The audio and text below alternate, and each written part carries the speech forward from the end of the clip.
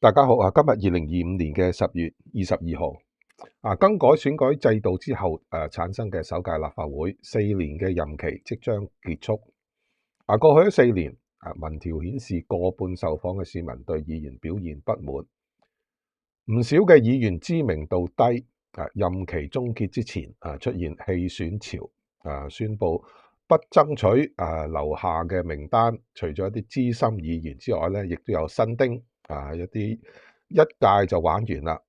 唔少人咧睇新聞話佢哋宣布唔參選，先至發現佢哋原來係議員嚟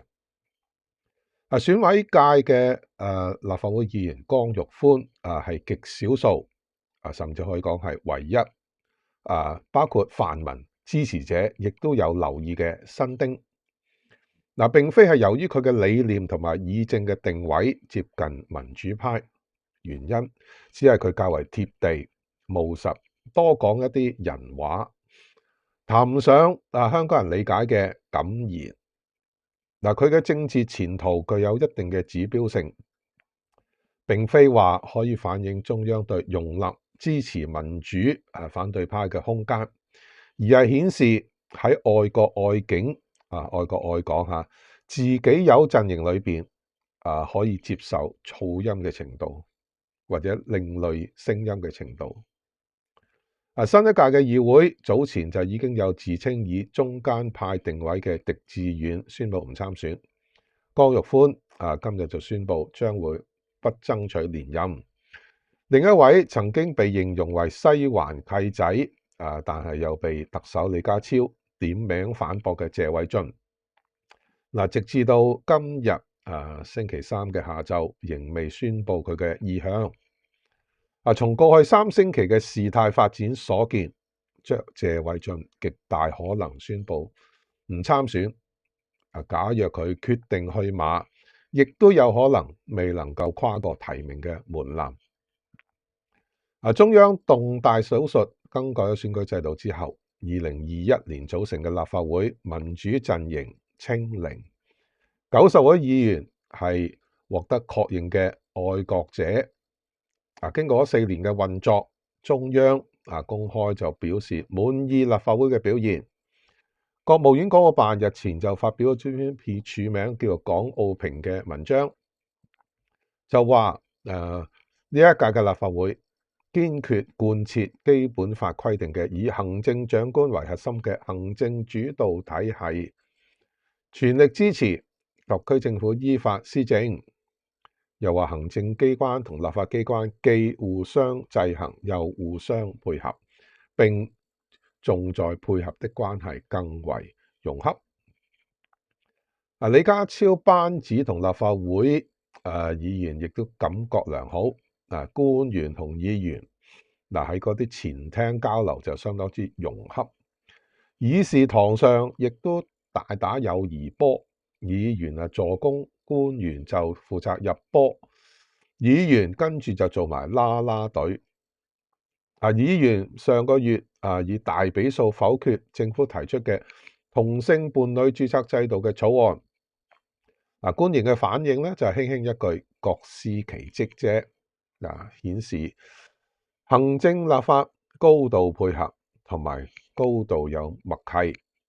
各自演好自己嘅戲份。年初雖然就已經傳出立法會將會大換血，棄選潮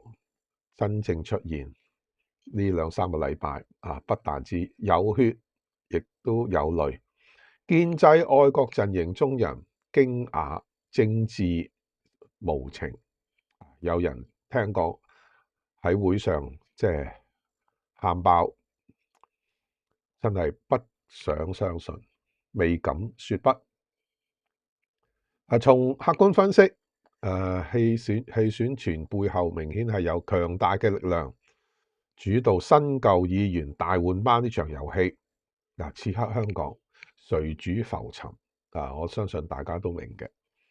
目的。除咗由資深議員示範讓位年輕人之外，減低噪音亦都明顯係一個重要嘅部署。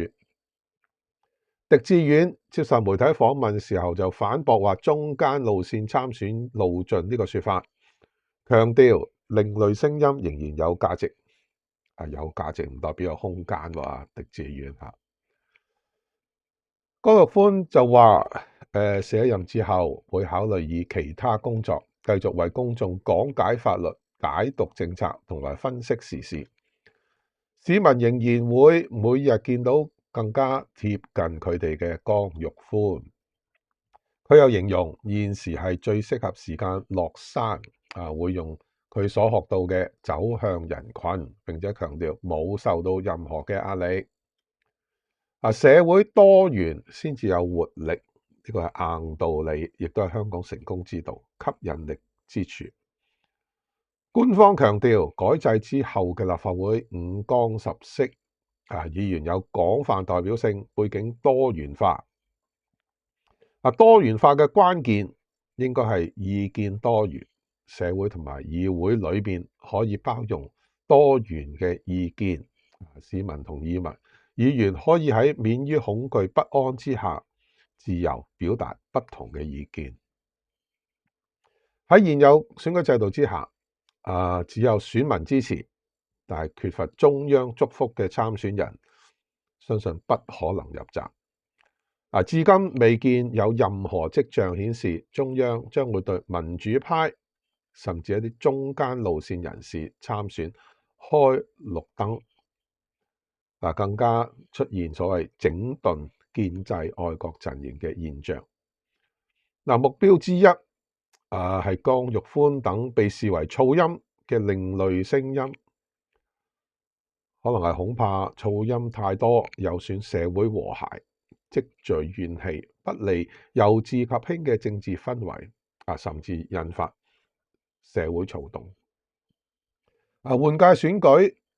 12月7號舉行，提名期呢就禮拜五開始，已經先上演緊一場人人過關，未獲祝福嘅可以先自行隱退，另類聲音有進一步微弱嘅跡象，一把聲音會更加清晰，但唔代表和諧。社會真正嘅和諧需要建基喺多元包容不同嘅聲音嗰度。今日講到呢度，多謝大家收聽，請繼續喺平台 comment、like、share，拜拜。